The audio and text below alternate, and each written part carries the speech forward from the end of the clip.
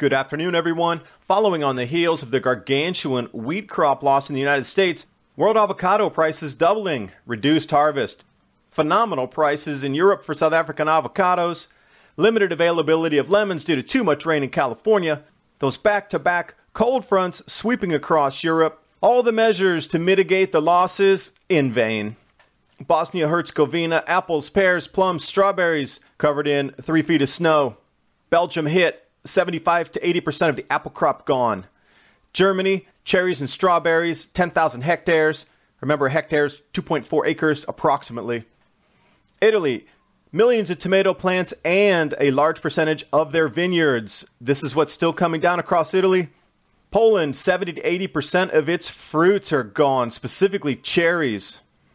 Poland blanketed over the last storms as well. Spain, 10,000 hectares damaged. And the list goes on and on. I'm going to run down a large handful here for you.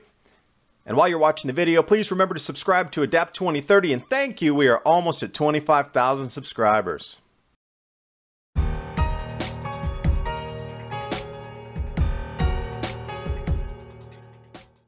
And with what I consider the first mini ice age crop losses in the grains across the United States over the last week, let's take a look globally.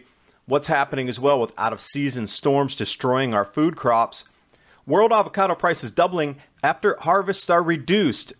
So much so that now there's thieves going around filling up carloads of fruit. California production's down 44%.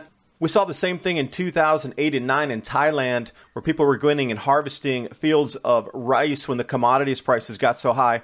So you can see why back in the 1600s, they used to have to guard the grain shipments moving from point A to point B. We're already into the banditry, and we're not even at like any kind of major losses where people's actual physical health is affected. Imagine what it's going to be like when people around the planet start to get really hungry, what they're going to be able to do. Phenomenal prices for South African avocados in Europe. More than double. They're even getting a higher price than what's coming out of the losses from Mexico and California.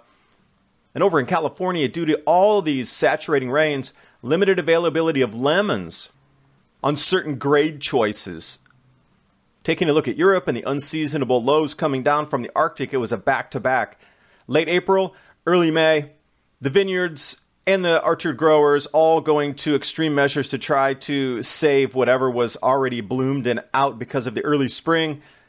And it just continued to no avail. Bosnia-Herzegovina losing its apple, pear, plums, and strawberries. They don't have a full count yet because that is still buried under 3 feet of snow from April 20th, and then it continued, and they had another storm after that. What it looked like around Romania as well, plants covered. That whole general area of East Europe looked exactly like this. Jumping over to Belgium, they're looking at 75 to 80% loss of apples. And then we continue into Germany. Strawberries, cherries, at least 10,000 hectares. And as you're doing mathematics on that, remember it's 2.4 acres equals a hectare approximately. But then there's other top fruits that are being damaged as well. Their totals aren't in. Switzerland, the damage has not been estimated yet, but it's likely to be big. That's huge for a government to come out and say that from their Agriculture Bureau. And then we look at the same times during these cold damage, all-time record cold across Switzerland. New records set for all these locations in Switzerland, and just stunning images coming out of the snow all the way down to the pastures there. Jumping over to Italy, the total damage is huge. They're talking not only the vineyards, but the tomato plants and other types of asparagus, soft fruits, stone fruits, and strawberries. Millions of plants of tomatoes, so for sure there's going to be an exceptional increase in tomato prices. But you know, that's part of the Italian culture. So people are going to pay anything for those tomatoes. It's going to definitely go up in price. Heavy snowfalls still continue today. Northern Italy, this is how much snow is still coming down. Let's jump over to Poland. Cherries and soft fruit, 70 to 80% losses. Blueberries as well as would be expected. This is how much snow came down over the last 2 weeks in Poland. Multiple feet across the entire country. And again, that would be right with the whole eastern part of Europe that got blanketed. All right, well, let's jump over to Austria. So many of the fruit trees were damaged by heavy frost. 50 million euros minimum lost. They're looking at 12,000 hectares. And it's still continuing with the apple orchards and all the other fruits that are being grown. The amount of snow that came down in Austria was over 2 meters. That's over 6 feet. This late in the season, it's unheard of. They've never, ever seen this types of snow totals. They've read about it back in the accounts of the 1600s in the Maunder Minimum, but they've never seen it since. That's when the glacier started growing across Switzerland in the Maunder Minimum.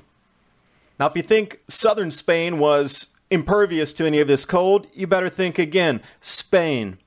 Valencian region, at least 10,000 hectares damaged. This is grapes, almonds, and the olive oil prices are already going up because the olive trees were damaged from the previous freezes earlier in the year. Now, France, this is just taking a pummeling. Not only has their wheat crop been affected, but the vineyard outputs, literally, they're talking 50% losses this year for the vineyards. And then Austria last year lost, 39%? And then this year it's 50% in France. This is how much snow is still coming down. They were just unable to protect the vineyards, even though they sprayed them with water and tried to insulate them from the cold. This is the links they went to last week. And then that spark yesterday, wake-up call. The grand solar minimum losses are increasing, and this is definitely so in your face that it's now just going to be called mini ice age crop losses from this point forward.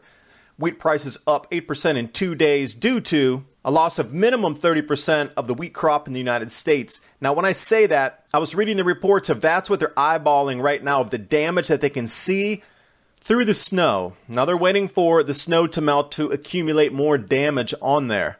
So this is going to get creeping 40, 50% after all is said and done. And then they have to wait for the next front to come through with all the floods. Then they have to wait for the hail. And then they can start counting the damage. This was a wipe out. And if you like the kind of information I'm bringing you, thank you for supporting me on Patreon this entire time. We are at 25,000 subscribers. And I say we, not me, we. It is a community of us sharing information, ideas, thoughts, how to move forward, what's going to increase, how to protect yourself, how to get ready, how to prepare. This is a community, our community, to share information. Please support my work on Patreon. I see where it's going. These crop losses are here, and it is going to intensify through these next few years until it is the main topic of conversation across all water coolers, publications, print or digital, all the media streams, all the social media. It's going to be the number one thing people talk about. And at someday they're going to wake up and go, oh, it's really a mini ice age and all this damage is caused by a cycle in our sun. We better get busy converting our agricultural systems to indoor, LED, vertical, whatever it is. We're going to have to move our grow belt south. And we're going to have to innovate all of these new agricultural techniques, which offers you one of the greatest opportunities in human history. Seize on it, find your niche, thrive, prosper during this time.